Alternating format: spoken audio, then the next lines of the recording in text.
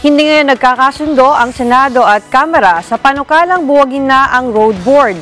Una itong pinagtibay ng Kamara at inadopt naman ng Senado. Pero ngayon, nais itong bawiin ng Kamara. Kaya ang hamon ni Senate President Vicente Soto sa mga kongresista, dumulog na lang sa Korte Suprema kung may reklamo. Si Mean Corvera sa detalye. Tila mauuwi na sa banggaan ng Kamara at Senado ang issue ng pagpapabuwag sa kontrobersyal na road board. Ang road board ang nangangasiwa sa paggastos sa mga pondong nakokolekta mula sa motor vehicle usage charge para magamit sa road maintenance, drainage improvement, pagkakabit ng mga traffic lights at iba pang road safety devices. Pero isinulong ni dating House Speaker Pantaleon Alvarez ang pagpapabuwag dahil sa mga reklamo ng katiwalian. Naipasa ng Kamara noong Pebrero ang House Bill 7436 na layong bawagin ang road board habang ang pondong makokolekta sa MVUC ay ililipat na sa Department of Public Works and Highways at Department of Transportation.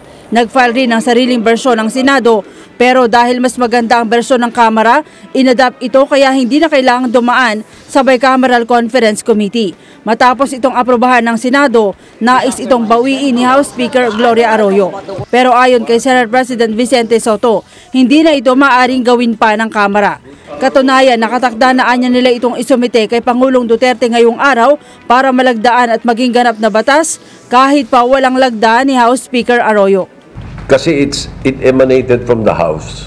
Kailangan sila mag-transmit eh. As far as we're concerned, it's abolished. We adopted the House version. It's as good as a bill that is supposed to be transmitted to the President already, and I'm sure the President will sign it. Hinala ng ilang senador, hinaharang ang abolition ng road board para magamit ang pondo mula rito sa pangangampanya. Hamon ni Soto sa mga kongresista, kung may reklamo, dumulog na lang sa Korte Suprema. Bago kasi anya mag-adjourn ang sesyon ng Kongreso noong nakaraang linggo, inadapt na rin ng Senado ang resolusyon laban sa pagpapalabas ng road tax collections. Basta kami naniniwala na as far as we're concerned, abolished na yun.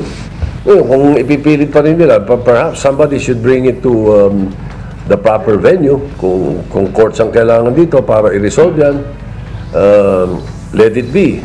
Pero ayon kay Senate Minority Leader Franklin Drilon, wala nang jurisdiksyon ang Kamara sa panukala dahil naaprubahan na ito ng Senado. Dapat anyang ipaubaya na lang kay Pangulong Duterte dahil ang pagbuwag sa road board ay kritikal sa kampanya laban sa korupsyon ng pamahalaan. Pabor naman ang ilang senador na buhayin ang road board. Pero kailangan maglatag muna ng mekanismo para sa mas maayos at transparent na paggastos ng pondo.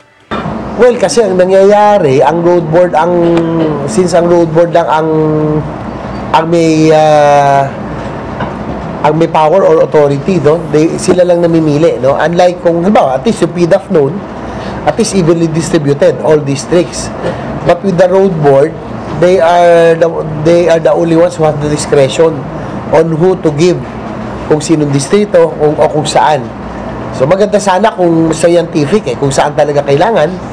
Probably they would really prioritize the highways. Kaya lang, we know for a fact that there are some areas or provinces or districts that get more than the others. Para sa Eagle News, Mean Corvera, AM1 with 25.